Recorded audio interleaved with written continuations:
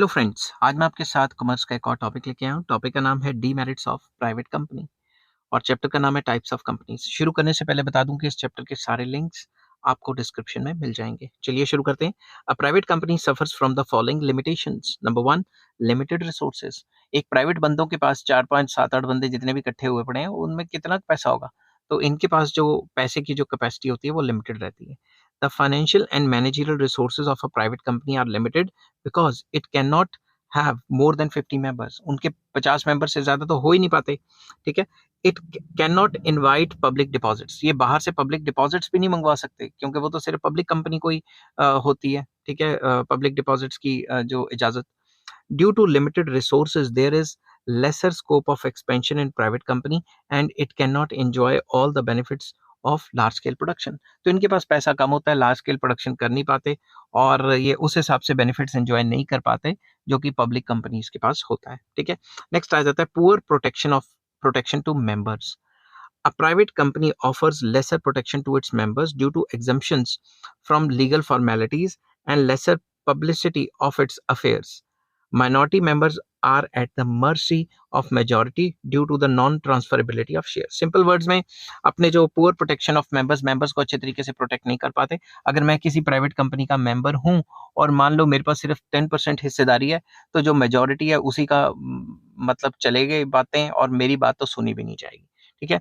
More over मैं अपने share को किसी को बेच भी नहीं सकता क्योंकि वो रिस्ट्रिक्शंस हैं मेरे ऊपर। समझ गए बात? तो अपने शेयर को पब्लिकली बेच भी नहीं सकता, किसी से खरीद भी नहीं पाऊंगा, तो फिर बड़ा चक्कर पड़ जाता है। नेक्स्ट है no valuation of investment. Share of a private company are not listed and quoted on a stock exchange. जो शेयर्स हैं इन प्राइवेट कंपनीज के स्टॉक मार्केट या शेयर मार्केट में थोड़ी ना होते हैं। therefore it is not easy to find out the real values of a member's investment at a time। और अगर मैंने एट ए टाइम देखना है कि मेरी इन्वेस्टमेंट की वैल्यू कितनी है, मुझे पता ही नहीं लग पाएगी। ठीक है ना, क्योंकि शेयर मार्केट में जो वैल्यूज चल रही होती हैं उस हिसाब से हम नेटवर्थ कैलकुलेट करते हैं। तो मेरी कितनी इन्वेस्टमेंट की नेटवर्थ है मुझे पता ही नहीं लगेगा प्राइवेट कंपनी के केस में। Restriction on transferability of shares. Shares of a private company are not freely transferable. ये तो सबको पता है, प्राइवेट कंपनी का कोई भी मेंबर अपने शेयर किसी और को नहीं बेच सकता। समझ की बात? A member who no longer wants to continue as a shareholder in a private company finds it difficult to transfer its share to others। तो कोई भी प्राइवेट कंपनी का जो मेंबर है वो अपने शेयर किसी और को नहीं दे सकता, रिस्ट्रिक्शन है। ठीक है। His investment in the capital cannot easily be converted into cash। तो अगर उसको खड़े पैर पैसे चाहिए, इमरजेंसी में पैसे चाहिए, तो जो भी उसकी इन्वेस्टमेंट है वो एकदम से ट्रांसफर नहीं की जा सकती। मतलब बेची नहीं जा सकती, बेच के वो पैसे एकदम से हासिल नहीं कर सकता। बेसिकली उसकी इन्वेस्टमेंट में लिक्विडिटी नहीं है। नेक्स्ट आ जाता है लेसर पब्लिक कॉन्फिडेंस।